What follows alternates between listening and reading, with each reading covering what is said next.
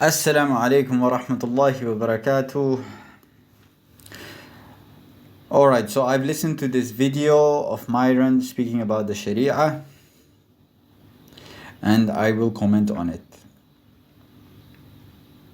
It was very, how could I explain this to you? I mean, when I heard what he said about the Shari'ah, it was terrifying.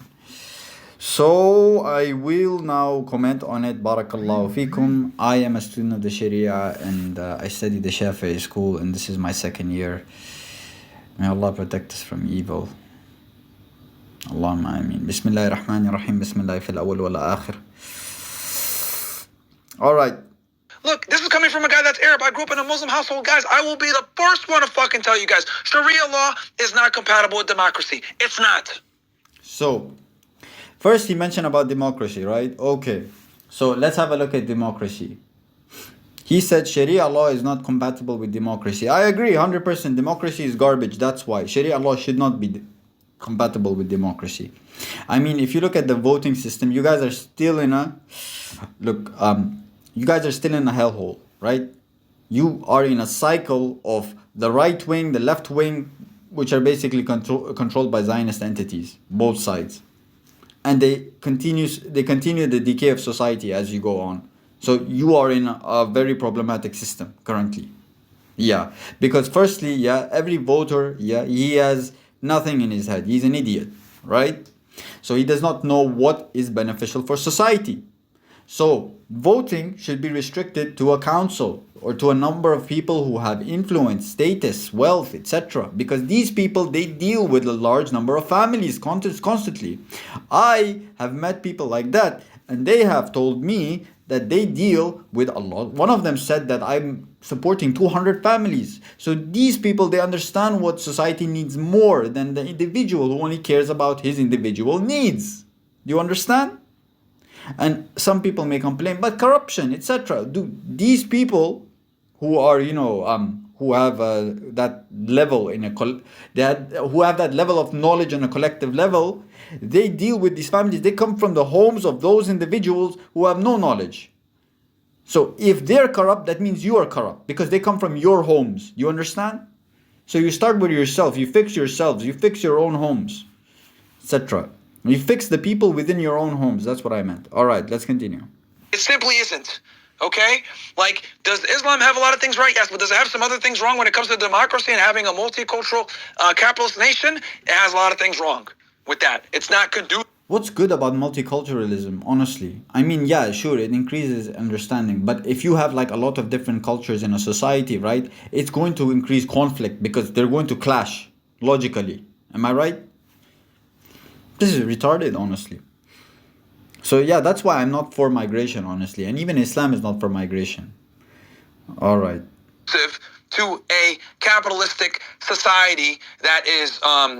What do you mean by capitalism? Let's continue. Prone on giving people liberty. It is what it is. I can say this as a fucking Muslim because I have the ability to divorce my feelings and my personal experience. I mean, even if I was to ask you, what are the 8 conditions of wiping yourself with toilet paper for you to achieve that status of purity, you wouldn't be able to answer. So if you don't even know how to clean your ass, you shouldn't be speaking about the Sharia just because you're a Muslim. No, you have to struggle for it. You have to scrape your knees and study the science. And then maybe after 10, 20 years, you can actually comment. If you actually studied it from people who did that, who studied it for 20, 30 years. So yeah. And as for capitalism, what do you mean by capitalism to begin with, right? Capitalism without restrictions, where pornography is being sold, hypersexuality is boosted, feminism is encouraged, where, it leads to higher divorce rates, lower birth rates, more single mother homes that you complain about and I complain about. I mean, what did that lead to? Like, let's see a group of people who have been practicing that, yeah, who have been doing, as you've mentioned, capitalism without any restrictions. Right? Practicing that. Look at the white people. Today, they are 8% or 6% of the world population. They've reduced. And then you have what you call this, the divorce rates went from 2% to 70%, or 4% to 70% of marriages, and the birth rates went from 40 to 0.001 or something like that. So they're completely suffering. I mean, you cannot even have a decent relationship with one white woman on average, because there's a high chance that she is going to break up with you, or etc. So no, capitalism is bad because it turns women into parasitic consumers, except if it's restricted. Yeah, if you're talking about restricted capitalism, Sharia has nothing wrong with that. But capitalism in your head, yes, Sharia has a lot of issues with that, because that's bad. Sharia should not be compatible with that. That should be discarded. Sharia should be implemented. Do you understand?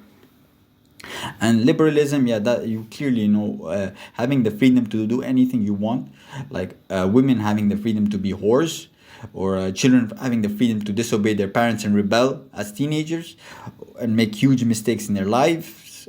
That kind of freedom, we don't need it.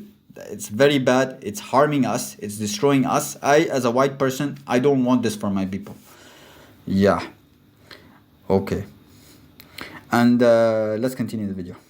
From fact, Sharia law is not compatible. We can't have a majority Muslim nation, United States. It will never work. Our freedom of speech will be fucking gone. Our Second Amendment will be gone. There'll be violence. All right. Okay. Yes. He's talking a bit fast, so it's like 3 points at once in one breath. So yes, we can. All we have to do is just discard democracy. So we can have a Muslim majority nation. All we have to do is get rid of democracy. I mean, what's wrong with that? Democracy is garbage. Why do we need it? And number two, right? We have he mentioned about what did he mention? Second Amendment. This guy hasn't studied the Sharia. I can clearly see that. I mean, let's have a look at the Second Amendment in the eyes of the Sharia, right? Under the lens of the Sharia. What do we see? We see that the Prophet ﷺ owned 17 weapons. I mean, it's okay to own weapons in the Sharia. It's encouraged. In fact, we find that men are encouraged to teach their children how to fight, how to use arrows, shoot arrows, how to ride horses, etc. So learning weaponry is encouraged in the Sharia. I don't understand what does he mean by Second Amendment, honestly. As for freedom of speech, yeah, that should be restricted. I mean, have you looked at the Jewish articles which calls to the erasure of white people? If you have babies, you're a racist. And the other one, there is no such thing as a great replacement. It's impossible. And all these other kinds of articles, that's garbage. Or give your wife a Christmas pass so she can cheat on you. Why do we need this? So that kind of freedom of speech should be restricted. It harms society because speech has, as the Prophet ﷺ said, from speech is magic, sorcery. So speech has an influence on people, right? And it should be restricted.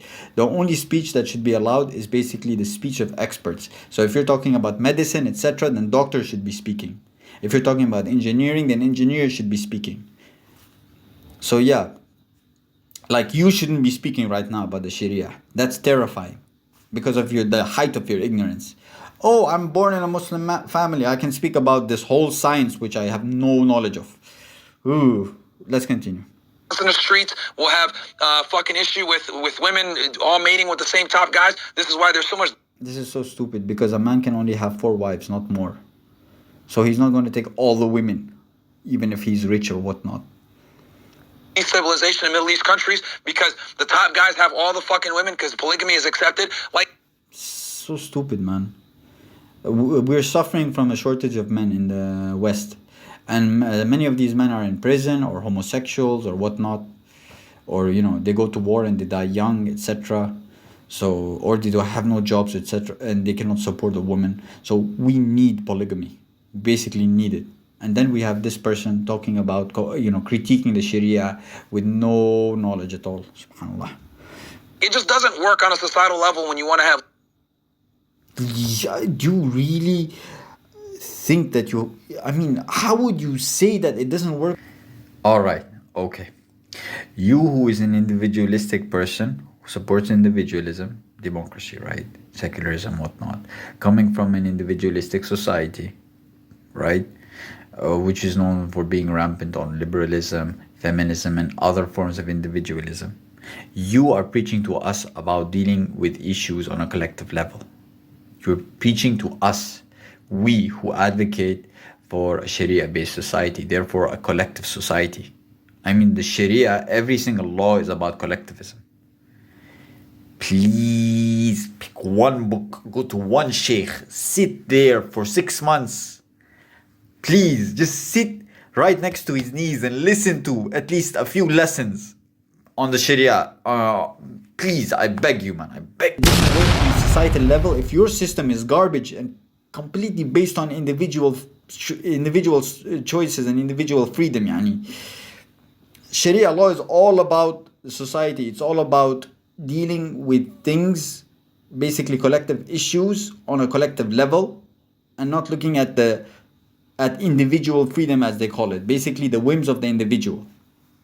So عجيب والله غاية القباح. Liberty, and you want to, and then the other thing too, let's be honest, a lot of these Arab countries, why do they gotta have monarchies? Because niggas don't know how to behave. They gotta be dictators to get their fucking people online. Let's be 1,000, right? This is what we think. I'm the one that's gotta. I mean, we've already seen what your Western system has done. It has completely destroyed your society. And I've already mentioned the birth rates, divorce rates, etc. I mean, let's look at dictators or whatnot. Like some people claim that Russia is a dictatorship. I mean, let's have a look at Russia. Russia is doing much better than the Western societies, right?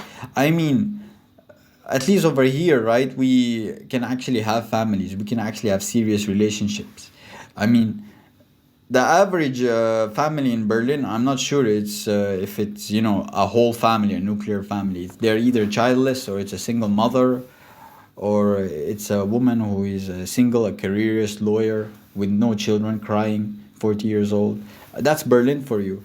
Or it's you know, basically degeneracy. I mean, have you seen the German princess who is a degenerate, who took pictures of herself naked, or had pictures taken of her naked, and then posted and published in a magazine? I think it was Playboy, I'm not sure.